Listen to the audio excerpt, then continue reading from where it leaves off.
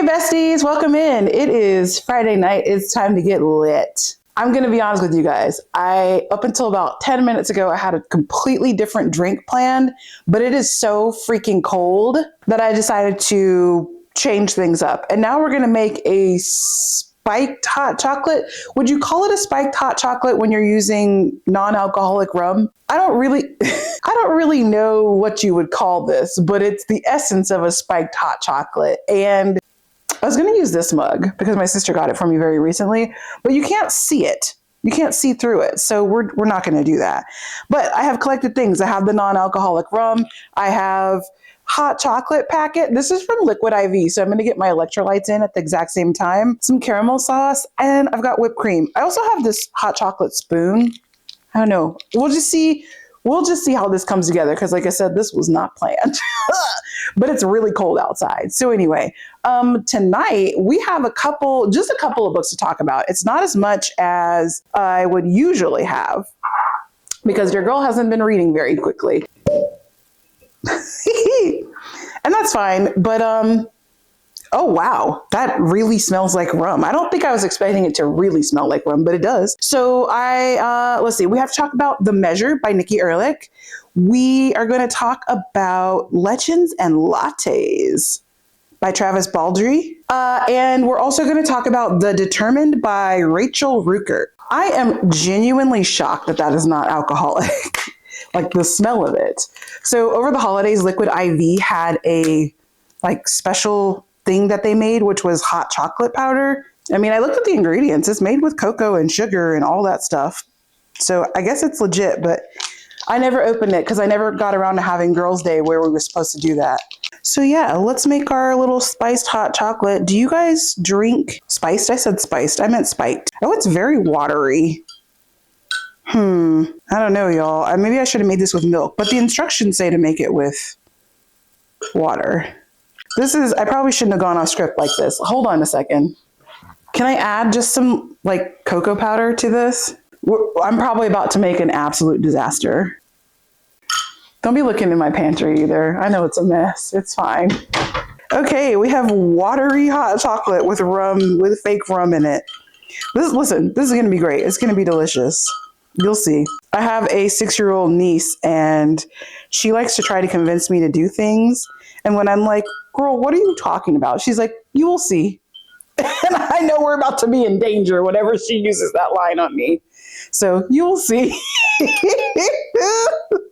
Now I'm scared to put anything else in it because I'm not sure this is going to taste good. Okay, it's too hot to drink. Listen, we're just going to go with it. It's going to be what it's going to be. And I think I'm going to skip the whipped cream because it's already something special. But we're going to call this experiment over. So yeah, okay, let's go to the chair. Okay, you guys. It looks like a very thick coffee. I'm a little nervous. Oh, okay. It's actually not that bad. It tastes watery, but it tastes like hot chocolate with rum in it. So I think I should have used oat milk, even though it said to use water. Ignore the appearance of this. It's actually not that bad. I think I'm going to have to try to redeem myself one day, though, and make it with oat milk. Let's talk about these books. Before we get into any of the books, just a little reminder that in this series, Friday Night Lit, I do some heavy plot discussion, but I try to avoid real spoilers. So I will have timestamps down below for each of the books that we're going to discuss. So if there is a book that you particularly want to go into blind, you can just skip right on over that if you haven't already read it. You like the new bookcase? I be trying stuff, y'all. I be trying stuff. I'm not sure if I'm sold on the new bookcase. It's actually blocking the primary source of light that I use when I film these videos, but here we are, whatever. So the very first book that we have, and this is, listen, I'm going to unbury the lead here. This is the best. This book was the best. Okay. So it is Nikki Ehrlich's The Measure. This one, I think I have mentioned in a couple of videos now. This book has been recommended to me by everybody and they mama. Everybody said this book is an absolute must read. You're going to love it. It's going to take you on a ride. It's such a good thinking book, yada, yada, yada. 100% of them were correct. So in this book, everyone wakes up one day and there are boxes at their front door or wherever. And inside the boxes are pieces of string and a note that says something to the effect of, this is the measure of your life. Now, nobody really knows what this means. We have some assumptions that the length of the string is how long your life is, blah, blah, blah. That's kind of like the general assumption that everyone's making. They do, throughout the course of the book, come to find out like truly what it actually means, what it means by being the measure of your life. Won't tell you that, but we follow a cast of different people as they are journeying through their life post the string. And some of them have opened their box and pulled their string out to see what the measure of their life would be. Some of them have chosen not to do such a thing, and they are just going to keep living their life with the surprises that we had before there was the string. Some people, when they open it, they get short strings and some get long strings. So it's kind of like a, this is the measure of your life. Are you a long stringer or a short stringer? What essentially ends up happening is there become instances of prejudice against short stringers. And you can see how this goes from a, what is this, to a, oh my God, like now we're all afraid, and into let's discriminate against people based on their string. And so I don't know if I mentioned, but the string comes like it came for everybody over the age of 22 all at once. And then after that day, everyone gets them on their 22nd birthday. So if you didn't get one on day one, you get it on your 22nd birthday. So it becomes a routinized part of life. Like you're going to get this box with the string in it when you turn 22. I don't really want to say too much more about the plot, even though that's what I generally do in Friday Night Lit. It's just that I feel like it's one of those books where you have to read it to experience it, to understand it. Like if I told you too much about it, I don't think you would have the level of, oh my God, this was so good enjoyment out of it if you just kind of went into it blind. So this is a book that I think you should go into fairly blindly. And I have already recruited 2 other friends to read it since I read it. And they're like, oh my God, my friend Gabby messaged me and was like, Sabrina, get over here right now. I'm bawling. I just finished the measure. And I'm like, you're welcome. The things that the book did well. The language of it, the prose of this was so low key. It was just like reading any normal book about any regular fiction that it kind of caught me off guard how deep it really was. Like I just wasn't reading it thinking like, oh my God, this is going to be such a profound book. And even though everyone told me like I had to read it, it's going to be amazing. I don't know. I just didn't think it was going to be, how Kristen Hanna books are kind of like sleeper agents. Like there's nothing about her language that is overly suggestive that you're about to have a emotional wrecking ball bang into you. But by the end of her book, there are like tears all over the place and you've ruined the ink of the book. This was kind of like that. It just like sneaks up on you at a certain point and you're like, oh, so that part of it was surprising to me, even though I was forewarned that the book was incredible. I also really liked the cast of characters. There was one character who I was not a huge fan of. I can't even remember her name, but it's the wife. Is it Nina? Okay, listen, I can't remember her name, and I'm just going to tell it to you like this. So of the lesbian couple who are part of the main characters, it is the wife who is the long string. I don't really like her. I don't even know why. Her character just bothered me. But aside from her, like I loved all of the characters. And that is to say that she was well written. I just didn't like her. Like as a person, I was like, I could do without you. The cast of characters were really well done. And the book is set in New York City. So even though it's set in New York City, there wasn't like a ton of scenery that was described in depth. So, I mean, I don't know. It was really about the people and their lives. And what I loved about the book is that it begs you, the reader, the question, what is the measure of your life? And all throughout the book, I was trying to decide, would I open the box and look at my string or would I not? And I kind of went back and forth throughout the book. I was like, yeah, I'd open it. Like, okay, whatever.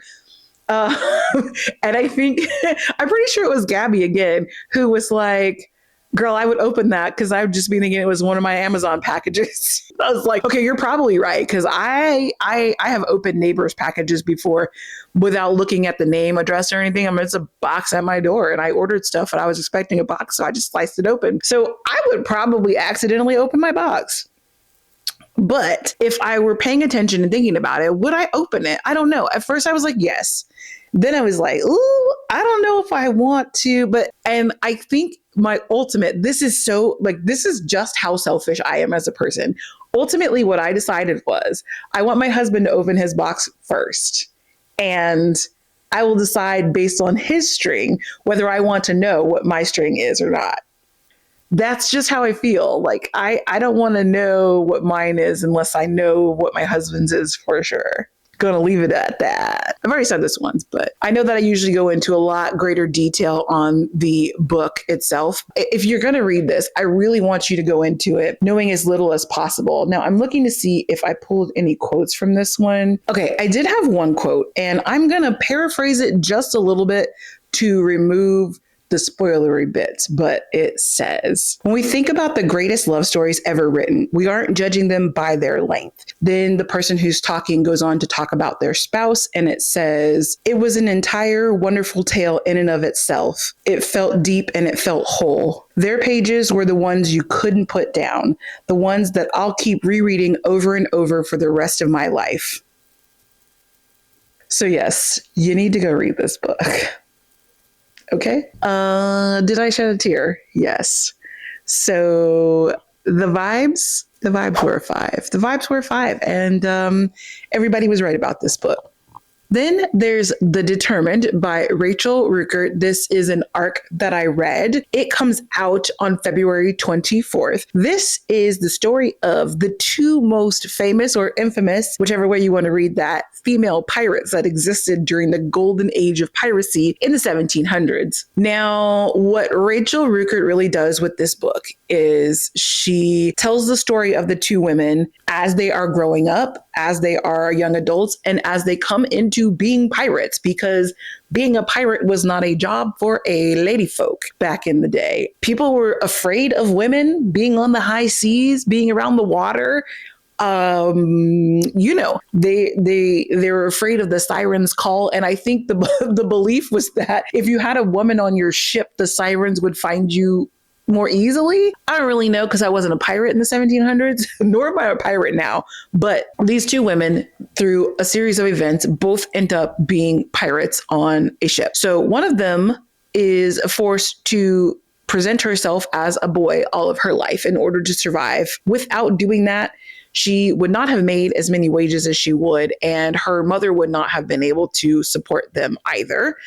And she grows up presenting as a male and doing the things that she has to do in order to not let people know that she's a woman, like hiding when she's on her period or when she's going pee or when she's changing clothes. She ends up in the military. And she's pretty much a badass at it too. She leaves the military at a certain point, and then we kind of lose track of her for a little bit. And we're focused largely on the other one. I should say that the first one, the one who was forced to live as a boy, was Mary Read. And then the other female pirate we have is Anne Bonny. And so the other one, Anne, she has a pretty rough upbringing before she migrates with her family to the United States of America. They're in South Carolina, and things are not quite great in South Carolina either. And at some point, she basically absconds over to Nassau in the Bahamas, which is like Pirates Bay, basically.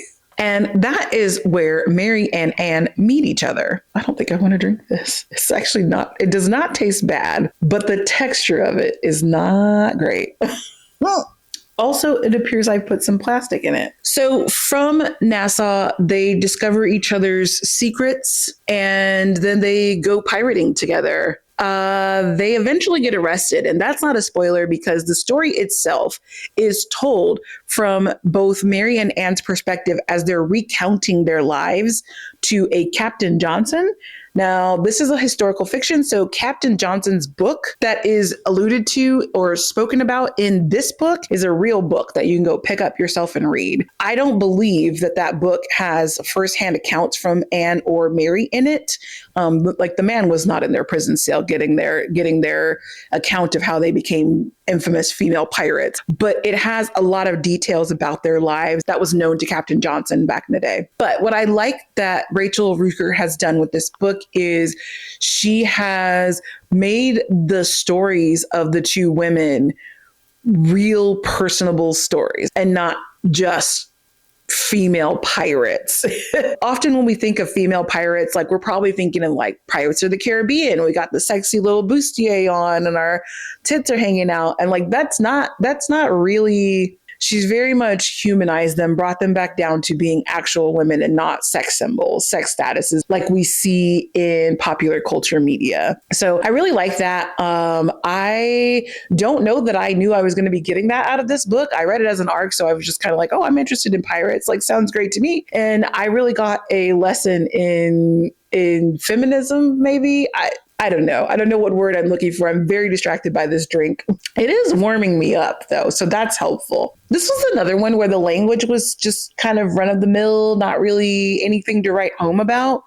But the story itself just was so impactful that it doesn't really matter. It didn't need any overly flowery language. It didn't need anything else to like draw you in. The story itself was enough. And the characters themselves were enough. There was a good amount of nuance in the characters. There was a lot of things that happened in the setting naturally. So we go from Scotland and England to South Carolina to Nassau and the Bahamas to Jamaica.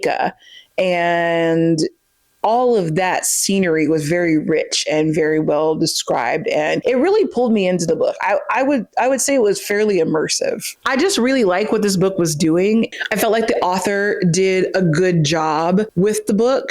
Okay, my camera died. I don't specifically remember what I was saying about the Determined. So, vibes. I'm giving the vibes a solid 4, and that's all I got. Okay, so after that, I'm going to give an honorable mention to An Academic Affair. Now, this one had its own reading vlog, so I went into pretty good detail in my thoughts in that reading vlog. So I'm not going to rehash it here, but if you want to know, I'll link for you the video right up here. You can go watch me do it. It's actually a pretty funny video, if I do say so myself. I put a lot of production hours into that one. But the last book that I really want to talk to you about is Legends and Lattes. You know it, you love it. I feel like I'm the last person who has not read this book, but it's about lattes. So it's about this orc. Hold on, let me do this because I'm going to be flinging the book around the whole time if I don't do this. So hold on one sec. Somehow clipping the mic onto the book stops me from waving it around, whipping it around in the air the whole time I'm talking. So I'm a hands talker. I don't know what to do with them. There is a orc in this story, and she has decided to retire from battling and fighting and doing the things that orcs typically do.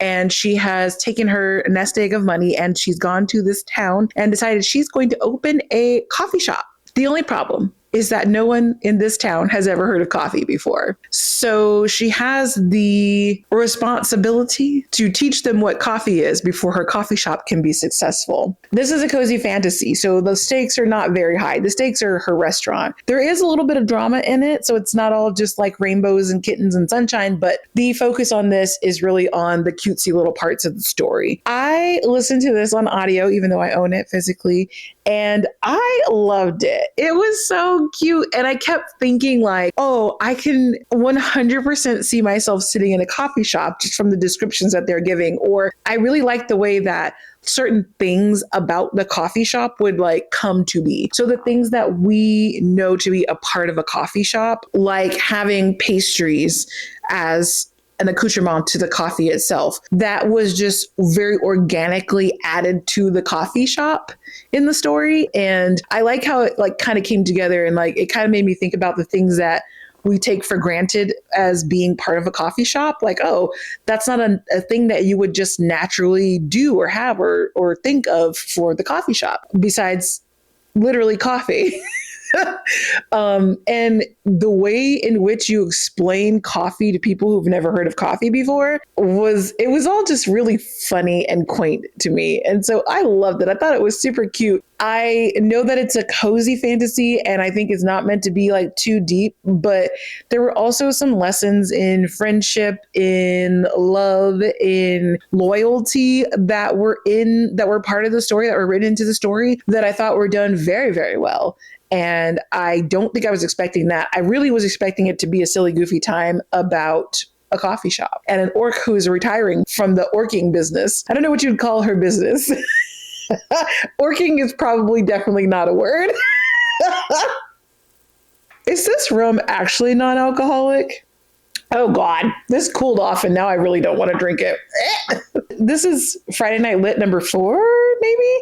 So we're 3 out of 4 on the drinks because that's not going to happen. Anyway, so the back of the book says, but the true rewards of the uncharted path are the travelers you meet along the way. And honestly, like that was such a cute part of the book. Like it literally, like the friends that she met along the way and her journey to having this coffee shop be a dream come true was just so adorable. And now like it makes me want to read a follow-up book. But now here's the thing. From what I understand, there is a book 2, which is technically book 0, Bone Dust and Bookshops or something like that, which I think is supposed to be book 0. So it comes before this book.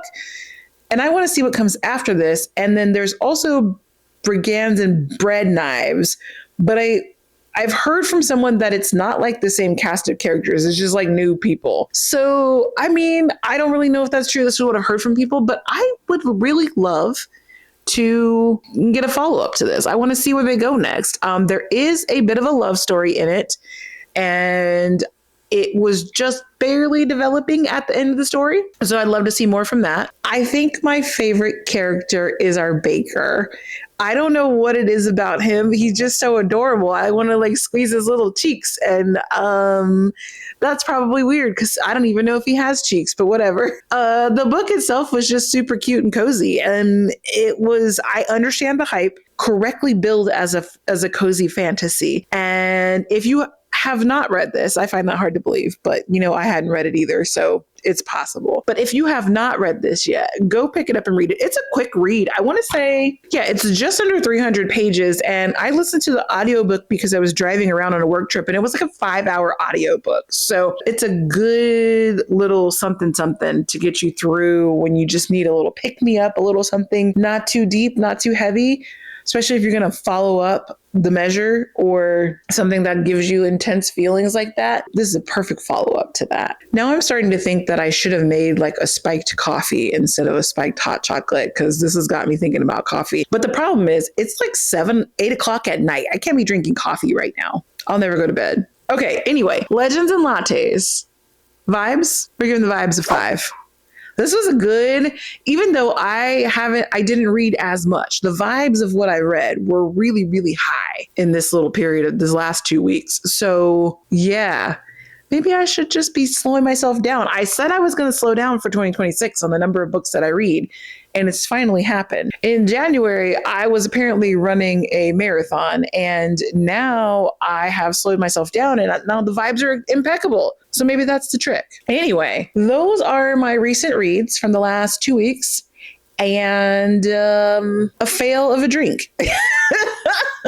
It's okay. It's going to be fine. But since you made it this far, hit the like and subscribe button for me if you haven't already done so. I would very much love and appreciate it. And I will see you all right back here in a fortnight. Actually, I'll see you in one of the other videos that happens before the next Friday Night Lit, but you know what I mean. So